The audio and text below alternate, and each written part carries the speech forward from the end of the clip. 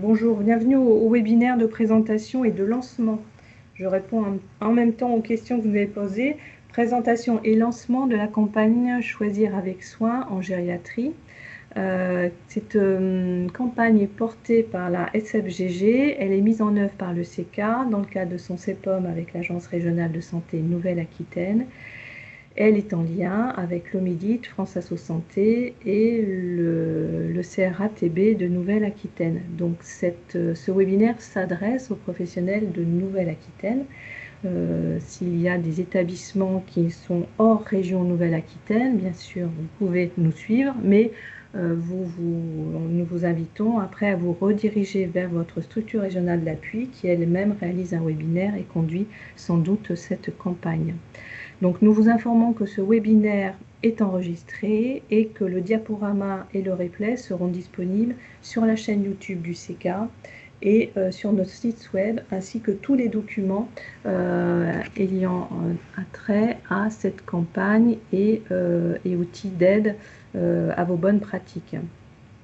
Avant de vous présenter le déroulement de la campagne et les 5 thèmes de pertinence identifiés par la SFGG et France Asso Santé, j'invite Madame Pinson et ensuite Madame Doutremepuis à nous présenter la place de cette campagne dans la politique de l'agence et les actions que l'OMIDIT en Nouvelle-Aquitaine peut conduire. Madame Pinson, vous avez la parole. Je vous remercie, Madame Pourrin. Bonjour à tous. Je suis Doris Pinson, référente pertinence des soins à l'ARS. Donc, en introduction, je vous propose de replacer la campagne Choisir avec soin en gériatrie dans le cadre de la politique régionale de l'ARS sur la pertinence des prescriptions chez la personne âgée. Donc, en effet, l'instance régionale d'amélioration de la pertinence des soins, l'IRAPS, a validé un plan d'action pluriannuel sur la pertinence des soins, donc pour la période 2022-2026, avec un volet pertinence des prescriptions qui comprend un objectif, celui de la lutte contre la iatrogénie médicamenteuse et la surmédication dans le parcours de la personne âgée. Donc, pour mener à bien cet objectif, l'agence mobilise plusieurs leviers d'action, tels que les contrats d'amélioration de la qualité et de l'efficience des soins, les CAQES 2022-2026, qui comportent un indicateur régional relatif à la bonne pratique de la prescription chez la personne âgée. Ensuite, d'autres leviers d'action tels que celui des commissions régionales animées par le MEDIT, avec une commission portant sur les médicaments chez la personne âgée et une commission santé mentale. Enfin, l'action portée par le CECA qui donne lieu au webinaire d'aujourd'hui, celui de Choisir avec soin en gériatrie.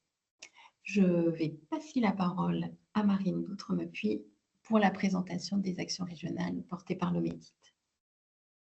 Merci. Donc, bonjour à tous. Donc, Marine Doutremepuis, je suis pharmacien à l'OMIDIT Nouvelle-Aquitaine et je vais vous présenter les actions qui sont déjà menées en région sur la pertinence des prescriptions chez la personne âgée, du coup menées en parallèle déjà de cette campagne. Donc, elle se décline selon 3 axes, donc des grilles d'audit d'évaluation des pratiques des prescriptions que je vais vous présenter plus en détail, des formations donc menées par l'OMIDIT en lien avec nos experts régionaux et dernièrement, on a lancé un serious game qui s'appelle Prismage, que je vais vous présenter plus en détail.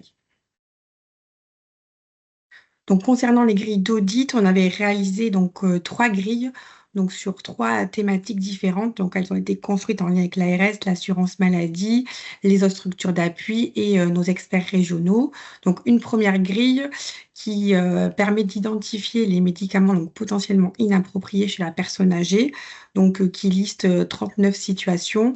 Donc, par prescription, la personne qui réalise l'audit doit identifier ces médicaments et mesurer les actions correctrices qui ont pu être mises en place au sein de l'établissement de santé. Une autre grille d'audit sur la pertinence des prescriptions des antibiotiques dans les infections urinaires, donc là menée en collaboration avec le CRATB et le CEPIAS, donc qui permet déjà de savoir si le diagnostic posé était bon et ensuite quand une antibiothérapie a été mise en place, qu'elle a été conforme aux recommandations.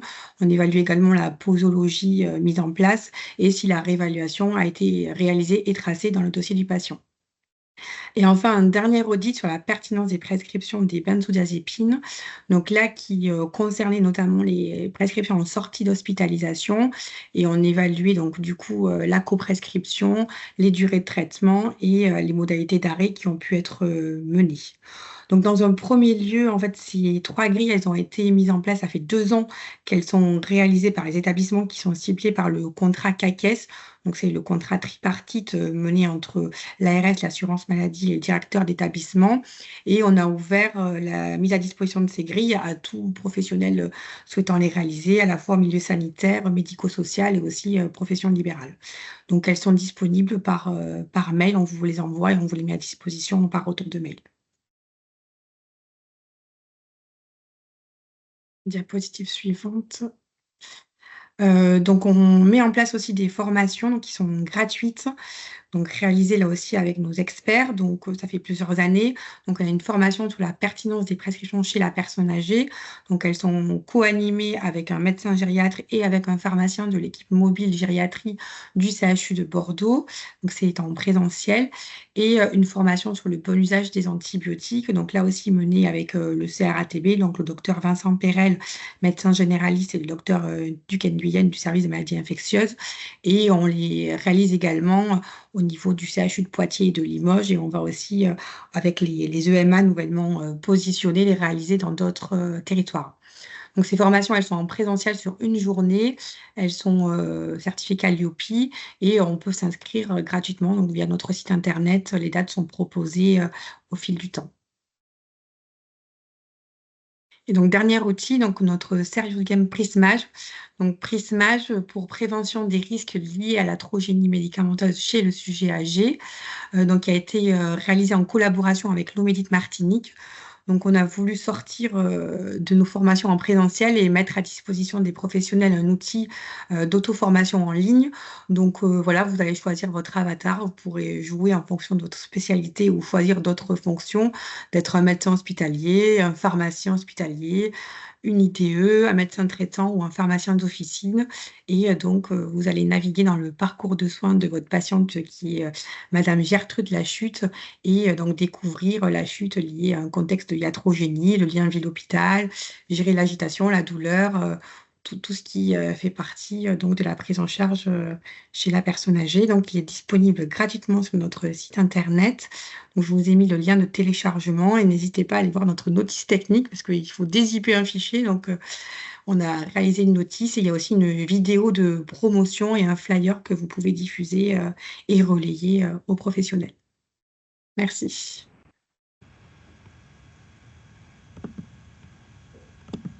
J'arrive. Vous voyez que j'ai eu des petits soucis techniques de son.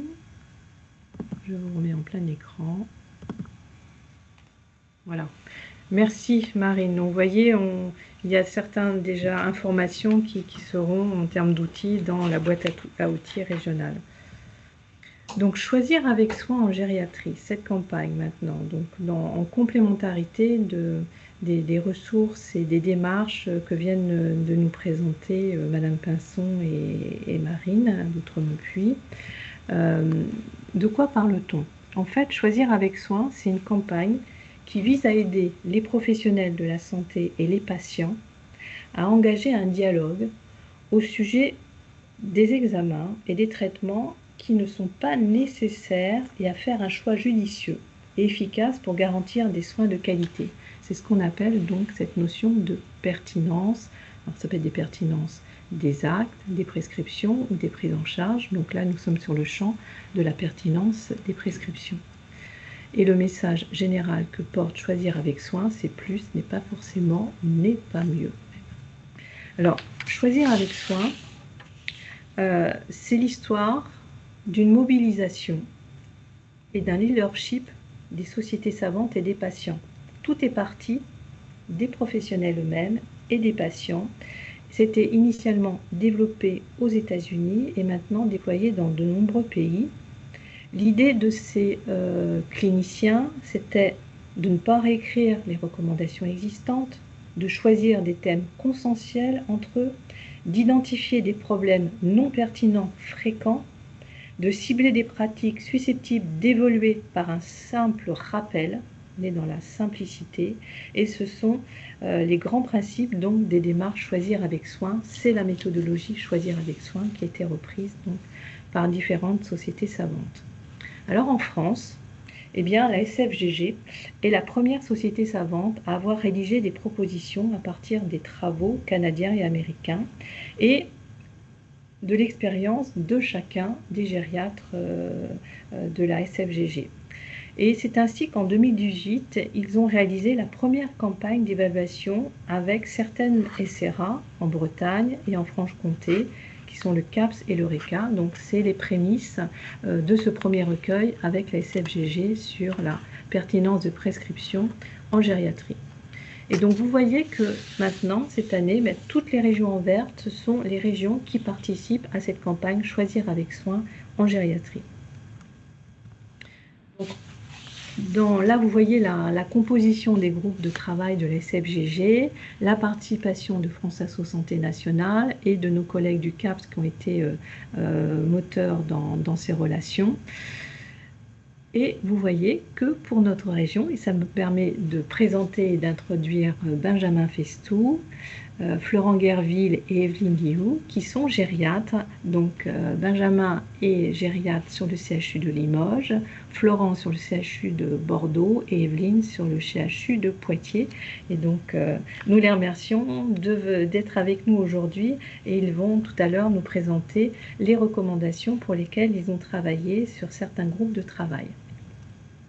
Donc la SFGG a retenu, à l'issue d'un processus de sélection, ces 5 recommandations. L'objectif donc est, dans ces différentes recommandations, de vous proposer des outils que vous puissiez après utiliser en termes d'évaluation de vos pratiques en lien avec les patients. Là, je vais passer la parole à Madame Liu pour les 2 premières recommandations antipsychotiques et benzodiazépines, même si vous n'avez pas participé au groupe de travail, mais vous avez suivi ces recommandations. Madame Liu, je vous laisse la parole. Merci beaucoup, Madame Pourrin. Donc, effectivement, comme vous le disiez, des actions consensuelles concernant le soin de la personne âgée.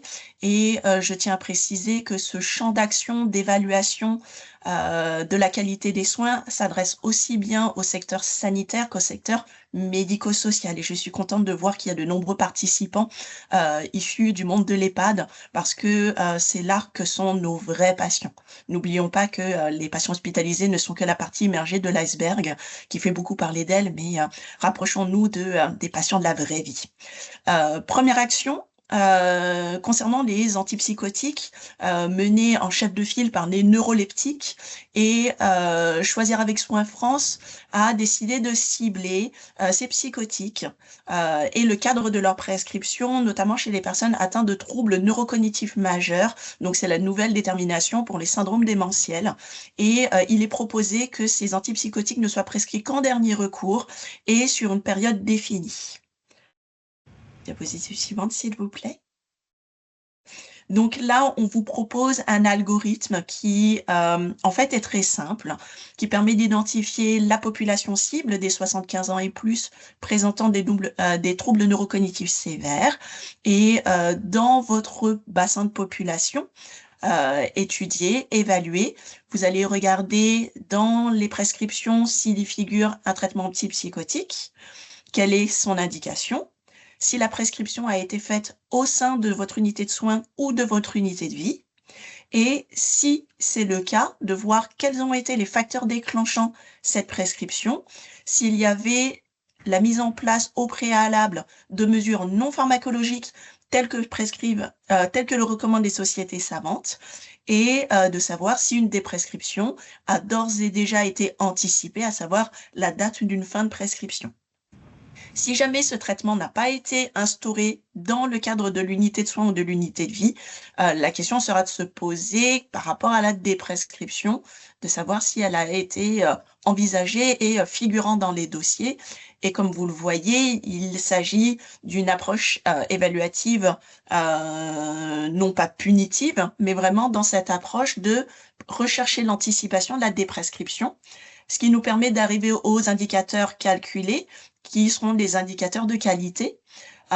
qui sont la proportion des patients traités par antipsychotiques pour des troubles neurocomportementaux parmi ces patients qui présentent des troubles du comportement. En deuxième lieu, la prescription où il n'y a pas été identifié de facteurs déclenchants, ni de mesures non pharmacologiques en premier lieu, ni de déprescription programmée. Et le troisième point, il s'agit de ces traitements qui n'ont pas été initiés dans l'unité, pour lequel la déprescription n'avait pas encore été programmée.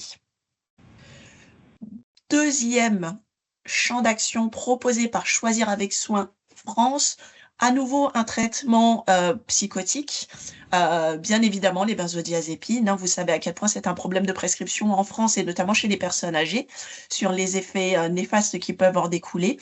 Et donc dans le cas d'usage d'anxiolytiques ou d'hypnotiques sur les benzodiazépines à apparentés prescrits depuis plus de 3 mois, on veut s'inscrire dans une dynamique de déprescription, bien évidemment engageant le patient sur une consultation dédiée, que ce soit dans des consultations médicales, une consultation infirmière ou prenant en compte l'intervention du pharmacien. À nouveau, un algorithme d'évaluation des pratiques, d'identifier les personnes âgées dont le traitement comporte au moins un médicament à visée hypnotique ou anxiolytique, de pouvoir identifier le type de médicament s'il s'agit d'une benzodiazépine, de savoir s'il sort du cadre du champ de prescription des 3 mois et de voir s'il figure dans le dossier médical un projet de déprescription et si ce n'est pas le cas, d'identifier la raison. Pour indicateur qualité, 2 propositions, le taux des patients sous benzodiazépine et apparentés parmi les patients de 75 ans et plus, et ceux chez qui il ne figurait pas dans les dossiers de déprescription programmée. Merci Madame Guillou. Alors, prochaine recommandation, Monsieur Guerville, je vous laisse la présenter. Oui, bonjour à toutes et à tous. Donc là, on sort du champ, avec la reco numéro 3, on sort du champ des psychotropes, mais on reste dans une classe qui est très largement prescrite et trop souvent de façon non pertinente et avec des effets secondaires possibles, les inhibiteurs de pompe à protons. Donc voici écrite la formulation de la recommandation telle que travaillée par notre groupe. Tout traitement par inhibiteur de pompe à protons au long cours, et on entend long cours par une durée qui dépasse 8 semaines, doit faire l'objet d'une dynamique de déprescription si aucune indication ne persiste. Et donc sur la diapositive suivante, vous allez voir, comme avec Evelyne, l'algorithme qui a été élaboré de façon à vous permettre d'évaluer les prescriptions dans vos unités. Donc, première question, ce patient de plus de 75 ans est-il traité par IPP, quelle que soit la dose et la molécule? Si oui, donc je continue le questionnaire. Ce traitement est-il en place depuis plus de 8 semaines? Si oui, je continue. Troisième question, est-ce qu'il y a une indication pour ce traitement? Donc là, plusieurs possibilités. Soit il y a une indication, mais la posologie n'est pas adaptée, et donc je vais continuer, ou alors il n'y a pas d'indication, ou en tout cas ce n'est pas renseigné dans le dossier, et donc dans ces 3 cas, posologie inadaptée ou pas d'indication connue, je vais vérifier si une démarche de déprescription est en cours. Et si aucune démarche de déprescription n'est en cours alors que la prescription n'est pas pertinente, je vais renseigner le motif, refus du patient ou traitement non réévalué, etc. Et donc, suivre cet algorithme nous permet encore de calculer des indicateurs de pertinence.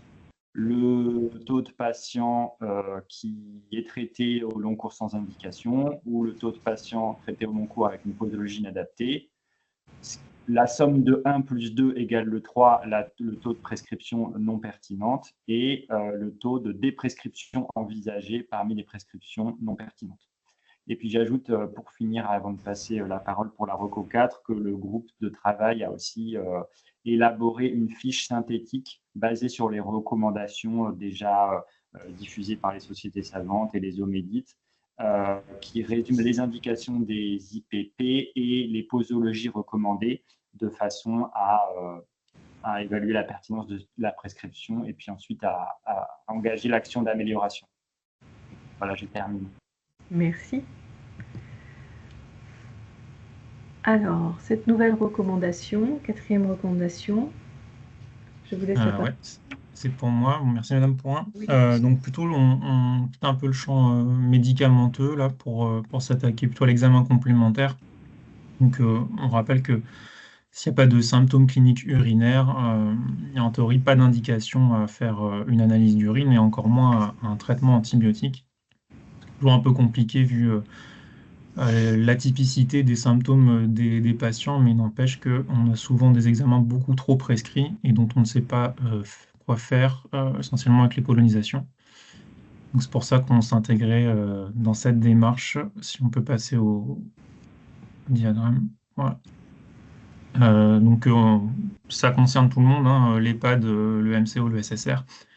L'idée, c'est de regarder un peu de manière rétrospective s'il y a eu des prélèvements urinaires qui ont été réalisés. Donc, on avait tablé 7 jours pour les soins aigus et le SSR, et puis 30 jours pour le médico-social. Bon, s'il n'y a pas eu de prélèvement urinaire, forcément, on ne va pas beaucoup plus loin dans la grille d'évaluation. Après, il y a quelques recommandations où les prélèvements sont indispensables. Donc, les contextes de protocole préinterventionnel, notamment dans les gestes urologiques attendus. S'il y a une pathologie métabolique sous-jacente pour rechercher protéinurie, hématurie, des choses comme ça. On regarde si le patient a des signes de pyélonéphrite. Donc, il y en a 2 essentiellement. C'est la douleur lombaire, plutôt unilatérale, majorée nettement à la percussion de la fosse lombaire. Un peu plus délicat sur la fièvre. Une fièvre isolée, pourquoi pas réaliser le prélèvement. Par contre, une fièvre avec un point d'appel autre ne doit pas conduire à la réalisation du prélèvement. Il faut se renseigner s'il y a des signes fonctionnels urinaires, donc les brûlures, la polakiurie, la dysurie, l'urgenturie, qui sont une indication à réaliser d'emblée l'ABU ou le CBU. Et il y a la partie un peu délicate des patients qui ne peuvent pas s'exprimer. Donc on va plutôt cibler les changements de comportement, soit, je sais pas, ça peut être parce qu'on change la protection plus régulièrement, par exemple, parce qu'il a une gêne quand on lui fait la toilette ou des choses comme ça. Et on va finir, si tous ces prélèvements ont été réalisés, par vérifier s'il y a eu ou pas une antibiothérapie prescrite. Et l'idée, c'est de vérifier s'il y a eu des prélèvements qui sont jugés non pertinents, parce que pas adaptés à la situation. Et puis de regarder un petit peu s'il y a eu beaucoup d'antibiothérapie prescrites suite à des prélèvements qui ont été jugés non pertinents par l'organigramme. Merci. Merci, M. Festo. Alors, 5e recommandation qui fait toute la particularité également de ce projet. L'objectif du programme Choisir avec soin, c'est d'aider le médecin à discuter avec le patient du recours, alors patient ou au sens large son entourage, du recours aux interventions les plus appropriées pour ces derniers. Et donc en partenariat avec France Asso Santé France, la SFGG a ciblé cette recommandation sur le dialogue instauré avec le patient ou le résident et leur entourage. Donc là, on est sur une recommandation qui va reposer sur la mise en place d'un recueil et d'un questionnaire auprès des patients ou résidents. Et les questions posées permettent de mesurer l'expérience du patient sur ces nouveaux traitements. L'association de ses proches est abordée, ainsi que la personne de confiance et les directives anticipées. Donc ce questionnaire a été élaboré avec France Asso Santé Nationale, et est conduite, on va le voir après en termes de méthodologie, par des entretiens auprès des professionnels et en lien avec les RU de l'établissement. Ce qui nous permet de faire un lien. Vous savez qu'on est dans une approche de promouvoir tous les recueils d'expériences patients. Ce type de recueil est un PREMS, donc un Patient Reported Experience Measure Study. Donc ces questionnaires qui sont réalisés auprès des patients pour mesurer leur expérience de prise en charge. Pensez que cette recommandation permet également de mesurer ces PREMS. Alors, ces recommandations vous ont été présentées. Comment les établissements s'approprient maintenant cette méthode d'évaluation? Donc, il s'agit comme type d'étude des audits de dossier un jour donné. On n'est pas du tout sur du tirage au sort, sur de l'aléatoire, on est sur du pragmatique. Un jour donné, alors qui peut être un jour ou 2 jours en fonction de votre recrutement, vont vous permettre donc de revoir les dossiers pour les recommandations 1 à 4, donc qui sont de l'ordre de la prescription, et pour la dernière recommandation, donc de mener des entretiens semi-dirigés, ceci étant de l'ordre du choix des établissements. C'est vous qui décidez sur quelles recommandations vous voulez travailler. Donc ça concerne en effet les professionnels qui interviennent où il y a des patients de plus de 75 ans, que ce soit en sanitaire, MCO, SMR, excusez-nous tout à l'heure pour les coquilles SSR, nous savons que vous êtes passé en SMR, en USLD ou en EHPAD. Donc il s'agit bien de patients âgés de 75 ans et plus, donc hospitalisés ou résidents, qui sont présents au moment où vous réalisez l'enquête. Donc recueil effectué pour chaque personne, donc à partir de leur dossier, hospitalisé ou résident. Et l'objectif, c'est un objectif de 30 recueils. Mais il ne faut pas que ce chiffre soit un obstacle à la conduite de cette campagne. Hein, ça peut être un peu plus, ça peut être un peu moins, ça dépend aussi comment vous allez travailler. Est-ce que vous voulez également avoir travaillé, si vous êtes plusieurs gériatres dans un service, est-ce que vous voulez quelques dossiers pour chacun des gériatres? On n'est pas dans une étude épidémiologique. Là, l'objectif, c'est que les professionnels, les médecins, les gériatres s'intéressent à leur prescription et retournent voir leur prescription. Donc, 30 dossiers, c'est une possibilité, mais il ne faut pas que ce soit un obstacle. Bien sûr, il ne faut pas en faire 2 ou 3, mais voilà, on n'est pas sur un nombre de sujets nécessaires. Pour donc la recommandation 5, ce sont des entretiens menés par les représentants des usagers ou des représentants des familles ou des résidents auprès des patients ou résidents à partir d'un questionnaire. C'est ce qu'on vous propose. Là aussi, c'est pour initier dans les PREMS, dans vos établissements, cette conduite d'intégrer les RU dans vos réflexions et dans vos recueils. Le rôle des professionnels de la structure, alors ça peut être l'équipe qualité, les cadres, et les gériatres, d'identifier des personnes à interviewer en lien avec ses représentants, d'organiser des entretiens, d'accueillir ces personnes qui vont faire les recueils et après donc de saisir les réponses sur la plateforme IFORAP qu'on va vous présenter. La cible pour cette reco est une dizaine d'entretiens si possible.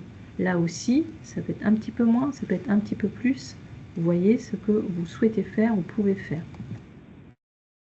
Pour cette recommandation, nous vous proposerons un webinaire supplémentaire le 4 novembre. Vous avez le lien et on pourra également vous le communiquer, où on reviendra sur le questionnaire et sur la façon de répondre et d'échanger avec les personnes qui pourront le recueillir. Donc là, nous proposons un webinaire supplémentaire pour une meilleure appropriation de cette recommandation. Le recueil des résultats. Donc, les données que vous allez donc rechercher dans le dossier du patient, vous allez les saisir sur une plateforme informatique qu'on appelle IFORAP. Vous allez recevoir, en vous inscrivant à la campagne, un lien web unique d'accès aux questionnaires qui vous ont été présentés pour chacune des recommandations. Donc tout ceci est géré au niveau du CK par Xavier Gouffran, qui va également venir nous présenter certains éléments de la campagne. Cette plateforme donc, vous permet de saisir vos données pour chacune des recommandations et pour le questionnaire avec l'entretien avec les patients ou résidents, et ça va vous permettre de générer automatiquement vos rapports par unité ou par service en fonction du paramétrage que vous réaliserez. Nous nous engageons à une confidentialité de vos résultats. Vous êtes les seuls à avoir les résultats de votre établissement. Nous ne sommes pas dans une démarche et un partage de données par établissement, ni de comparaison par service. Nous allons après donc agréger l'ensemble des données qui vous seront présentées après lors d'un webinaire régional. Donc vos données vous appartiennent, vous avez vos propres résultats, mais pour continuer cette dynamique, nous aurons une présentation régionale qui permettra d'agréger au niveau régional ces données et avec l'ensemble des SRA, ensuite au niveau national. Donc, tout ceci pour le premier trimestre 2025. Nous n'avons pas encore la date à vous communiquer, mais nous le ferons très prochainement. Donc ce calendrier, quel est-il? Pour nous, c'est lancé. La campagne est lancée dès aujourd'hui. Certains ont déjà commencé à s'inscrire, à s'engager. D'autres ont beaucoup cliqué sur le lien pour s'inscrire, mais attendez plus d'informations aujourd'hui. Donc les formulaires, la campagne est partie, donc vous pouvez vous y inscrire. Donc le webinaire complémentaire pour la ROCO 5, je vous en ai parlé. L'objectif est que vous réalisiez donc le recueil et la saisie jusqu'à la fin de l'année. Et donc, à partir, et une fois que vous avez fini votre saisie, vous êtes autonome pour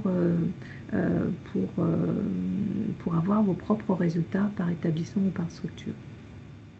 Et donc, ensuite, la phase viendra, parce que saisir des résultats, c'est une chose, avoir vos résultats en est une autre, mais surtout, c'est à partir de vos résultats, vous lancez en interne dans l'identification d'actions d'amélioration au regard de vos résultats et des échanges que vous aurez pu mettre en place au sein des équipes participant à cette enquête. Donc pour cela, vous avez donc vos résultats, vous avez la boîte à outils qui vous sera mise à disposition sur différents sites, nous allons le revoir ensuite, que ce soit des outils issus de l'OMIDIT ou que ce soit des outils, comme M. Gerville l'a évoqué, issus de la démarche Choisir avec soin de la SFGG. Et nous vous présenterons les résultats régionaux à la fin du premier trimestre 2025. Donc, pour participer à la campagne,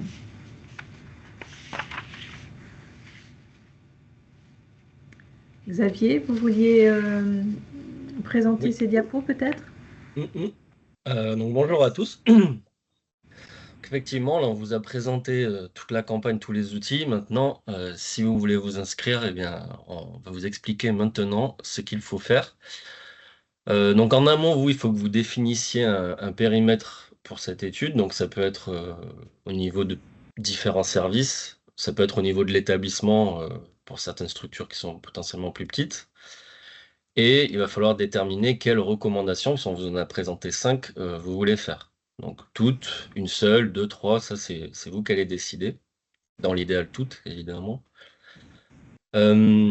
Pour participer, ce qui va être important, ça va être de définir donc, un responsable de l'étude avec qui nous, on va garder contact pour échanger, mais, et ça c'est obligatoire, le référent médical. Alors ça peut être la même personne que le responsable de l'étude, ça peut être une personne différente, par exemple un responsable qualité qui va être le responsable pour les échanges et le référent médical.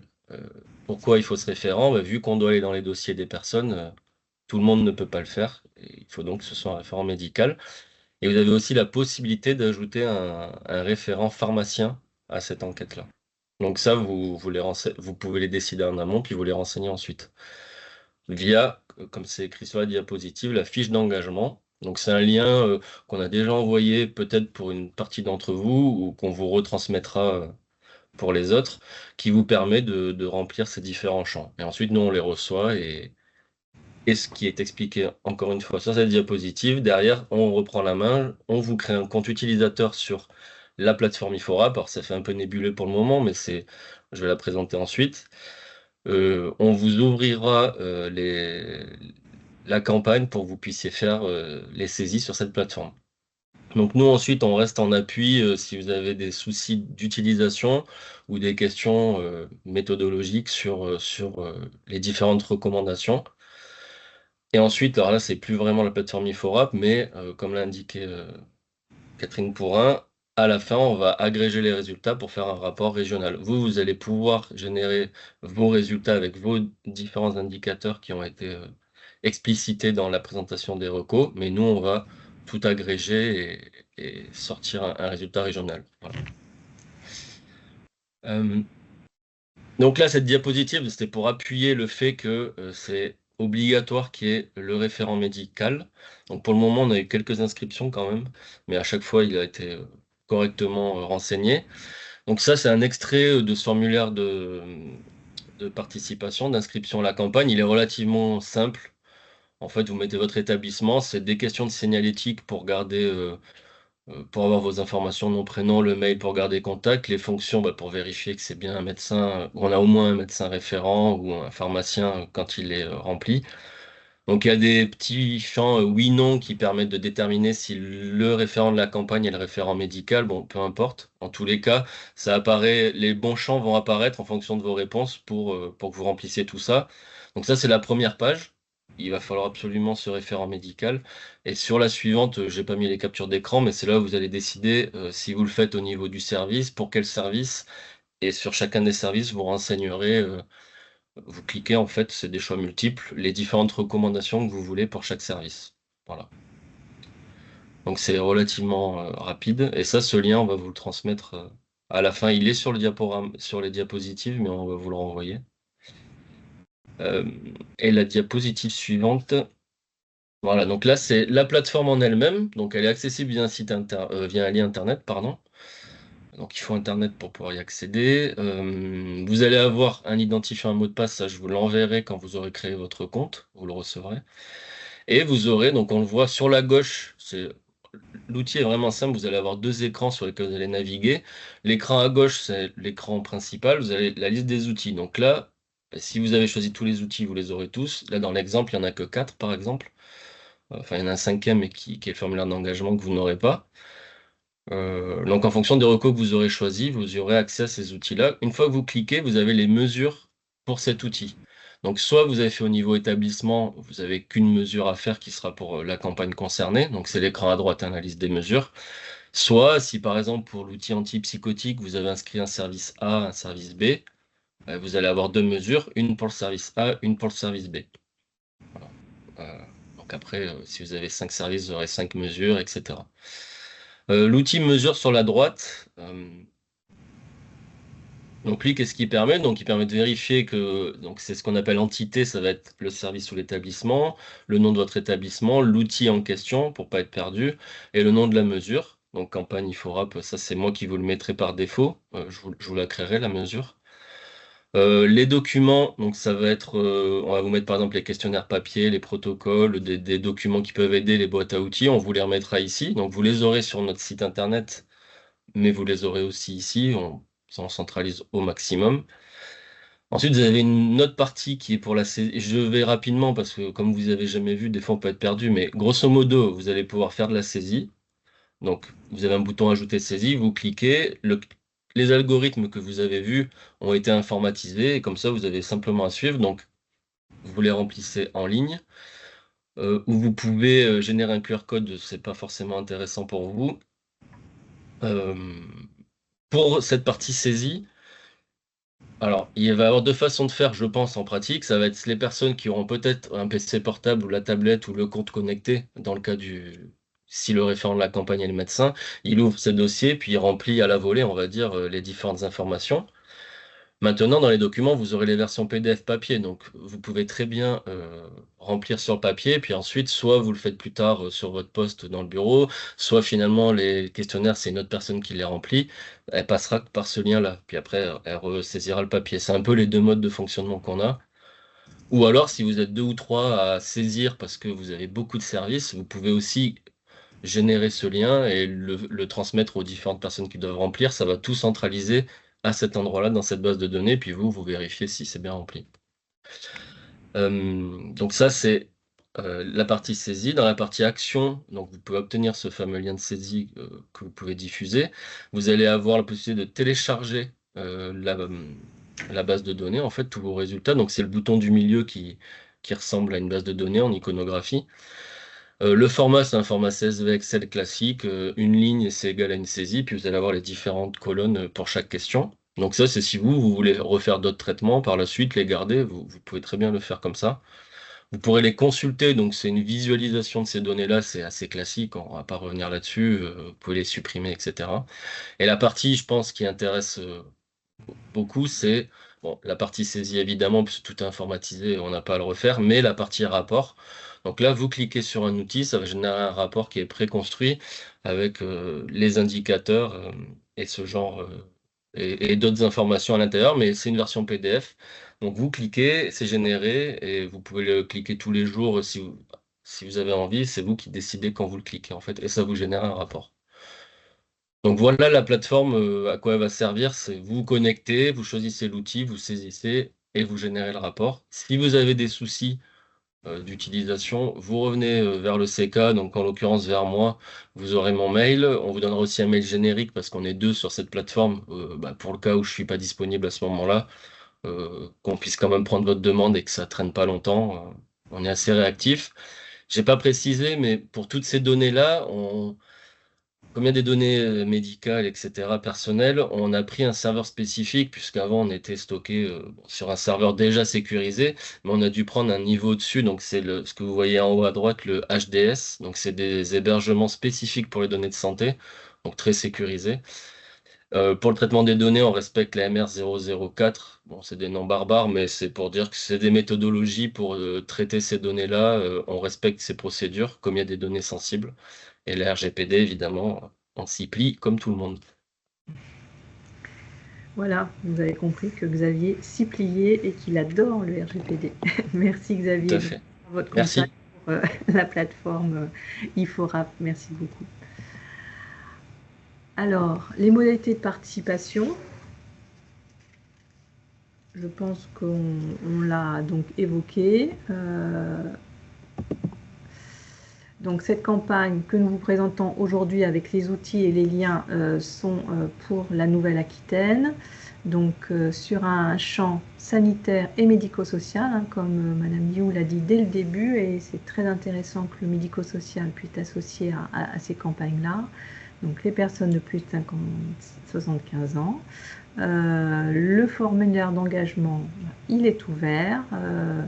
Donc Xavier vous l'a décrit, et l'importance d'avoir un référent médical, parce que nous parlons de pertinence des prescriptions, et les prescriptions, le prescripteur, c'est le médecin. Donc une évaluation des pratiques professionnelles sur la prescription sans les médecins, ça ne pourra pas marcher. Donc on compte sur vous et les médecins pour participer à cette campagne. Le rôle du référent du projet. Alors le référent, il fait le lien avec l'équipe qualité, s'il n'est pas membre de l'équipe qualité, bien sûr, hein, parce qu'on est sur des évaluations de pratiques professionnelles, on est sur les démarches qualité de l'établissement, on est sur les expériences patients de l'établissement, et donc les équipes qualité ont une vision transversale de ces démarches-là. Donc si le référent projet n'est pas membre de l'équipe qualité, il faut absolument être en lien avec lui pour ne pas avoir une démarche isolée dans votre établissement. Donc son rôle, communiquer sur le projet dans l'établissement, constituer une équipe projet incluant le référent médical. Alors, une équipe projet, c'est ceux qui vont être investis dans le recueil, dans la saisie, et puis aussi dans l'interprétation des résultats pour vos plans d'action en interne. Diffuser le lien web d'accès au questionnaire aux professionnels concernés, et donc à l'accompagnement, à la mise en place de plans d'action d'amélioration. Le rôle du CK, vous l'avez donc compris, on est dans la promotion, le déploiement de cette enquête, aux côtés donc de l'OMEDIT, de l'ARS, et on l'a bien vu, et je les remercie encore du temps qu'ils nous consacrent, Monsieur Guerville, Monsieur Festou et Madame Liu. Et donc le CK, on est plutôt sur l'appui technique et méthodologique. S'il y a des questions plus médicales, vous pourrez être en lien avec les gériatres. Donc là, vous avez nos coordonnées et on vous les repartagera. Donc là, vous avez peut-être des questions à nous poser sur cette présentation.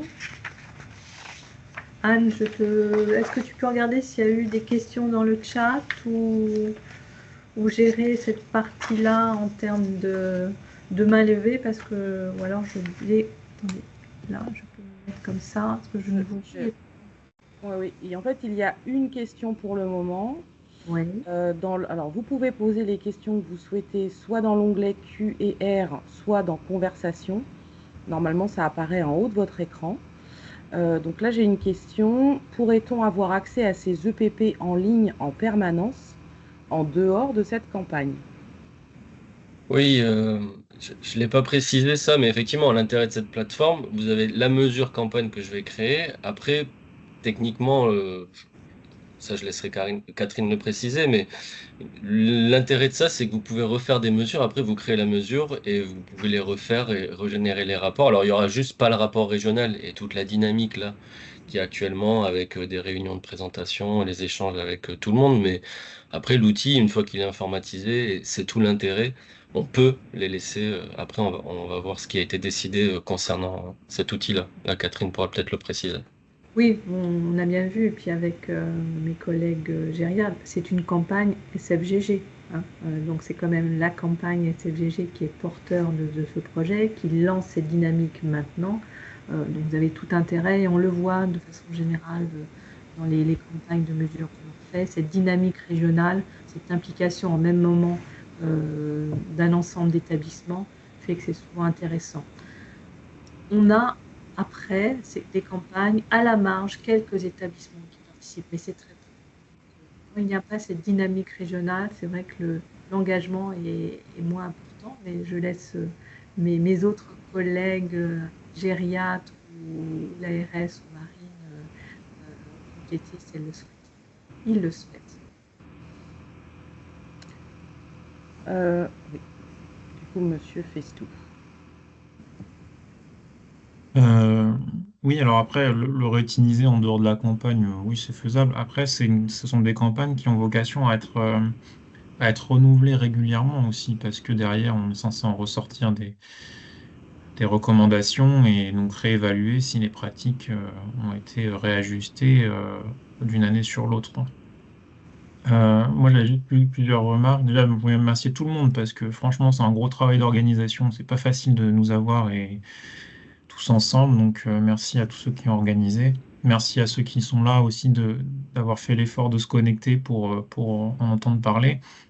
Vraiment, la déprescription, le bon usage des examens, c'est central en gériatrie. C'est un truc qu'on essaye d'inculquer aux étudiants. On leur rabâche, on leur rabâche, on leur rabâche. Et c'est hyper important, à mon sens, d'avoir une remise en question permanente de ce qu'on fait. Parce qu'on est dans notre quotidien, on peut avoir des choses qui passent à la trappe et ne pas faire cet effort de réévaluer.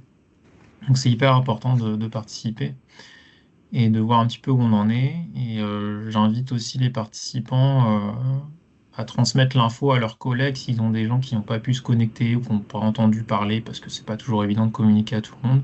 N'hésitez pas à aller en parler, à envoyer le lien, vu qu'on peut revoir la réunion, faites-le. Plus on sera nombreux, plus on sera pertinent. Et plus on pourra s'améliorer par la suite, parce que c'est vraiment pas un jugement, c'est vraiment pas une évaluation de chacun d'entre nous, c'est vraiment un travail général pour améliorer la prise en charge de la patientèle. Et ça avait été très bien accueilli en Bretagne et en Bourgogne, hein, donc ça a très bien marché. Donc j'espère qu'on sera bien représenté, d'autant plus que j'ai notion qu'on est quand même l'une des régions, si ce n'est la région la plus vieille de France, voire d'Europe. Donc on a quand même le meilleur bassin de population pour participer à ce genre d'enquête. Donc merci à tout le monde par avance.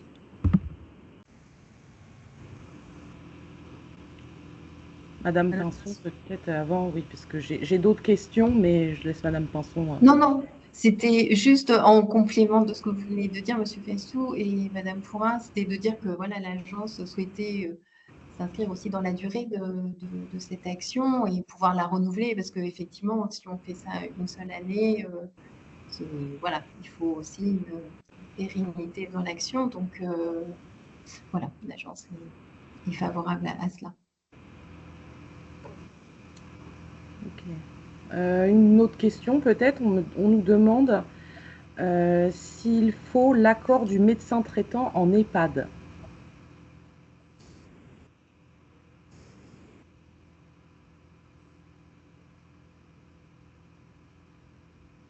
Qui veut répondre? Monsieur Guerville. En fait, ce serait assez judicieux parce qu'il est prescripteur et que l'idée, c'est d'améliorer les prescriptions. Donc, si par exemple, quelqu'un faisait une enquête et mesurait que les 50% de prescription de X classes médicamenteuses est inappropriée, mais qui ne peut pas avoir accès, enfin, qui n'a pas prévu de sensibiliser derrière le prescripteur à ces résultats et de proposer une boîte à outils pour améliorer les prescriptions, on n'aura qu'une mesure et pas d'action. Donc, ça semble nécessaire effectivement d'embarquer la motivation des prescripteurs dans l'ensemble de la démarche. Et je me permettrai même de compléter les propos de Florent, parce que cette remarque va également s'appliquer sur les unités de soins hospitaliers, parce qu'on sait très bien que les médicaments qui sont interrompus à la fin d'une hospitalisation, sans en avoir concerté ni le patient, ni les proches, ni le médecin traitant, au prochain renouvellement d'ordonnance, le médicament revient parce que ils ont eu peur d'un oubli, ils ont eu peur des effets adverses. Donc, il faut vraiment que ça soit dans un cercle vertueux où, à partir des unités de soins et des unités de vie, on arrive à faire diffuser les bonnes pratiques gériatriques.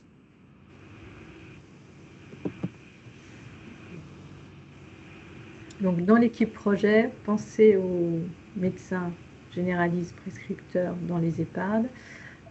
Pour le sanitaire, en effet, c'est tout à fait, il faut le faire. Ça ne sera peut-être pas dans l'équipe projet, mais quand vous présenterez vos résultats en termes de plan d'action, c'est là peut-être dans les résultats d'associer des prescripteurs d'amont et d'aval lorsque vous travaillez avec eux.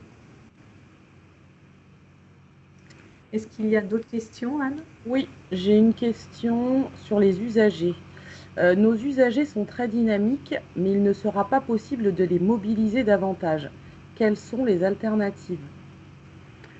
Alors, mobiliser davantage, voilà, il faut que ce soit eux qui le disent déjà, hein, la mobilisation, comment ils l'aperçoivent. L'idée, en tout cas, ça peut être d'autres personnes qui fassent l'entretien, mais il faut absolument que cette démarche soit portée avec les RU. Donc ça veut dire que c'est porté par les RU, c'est inscrit, c'est connu par la CDU. Il faut vraiment qu'on trouve une façon de travailler avec eux, de leur proposer de travailler avec eux. On est souvent sur cette crainte, on les mobilise trop. Déjà, il faut leur demander, hein, si eux, ils ne peuvent pas faire, en effet, de trouver une autre alternative, mais surtout penser à les associer, eux ou la CDU, dans les résultats ou dans cette démarche. On est sur, en tout cas pour le sanitaire, toute la démarche de développement d'un projet des usagers, comment on les intègre dans nos différents projets, dans nos différents recueils. On est en plein dedans, hein, dans cette approche. Ok, alors j'ai pas d'autres questions. Plus d'autres questions. Alors on va revenir sur le diaporama avec les éléments de communication. Donc vous avez des questions en effet. Donc le webinaire, il est disponible en replay sur notre chaîne YouTube CK Studio avec le support de présentation qu'on vous a partagé. Anne, dès aujourd'hui, c'est cela? Oui, il va être dans la journée, hein, dès que la réunion se termine.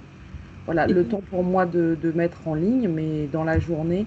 De toute façon, je ferai également un post LinkedIn pour prévenir de la mise en ligne. Donc, vous avez cet espace et puis on communiquera sur la page d'actualité du CK et on a dédié une page spécifique. Dessus, vous trouverez tous les liens, toutes les affiches, toutes les grilles, tous les protocoles, toutes les recours et on fera un lien également sur tous les documents de l'Omedit. Marie nous a présenté pas mal de ressources au début et on fera un lien pour les trouver sur le site de l'Omedit. On va essayer de retrouver toute l'information des news sur cette page. On vous entend bien, de la mettre en favori.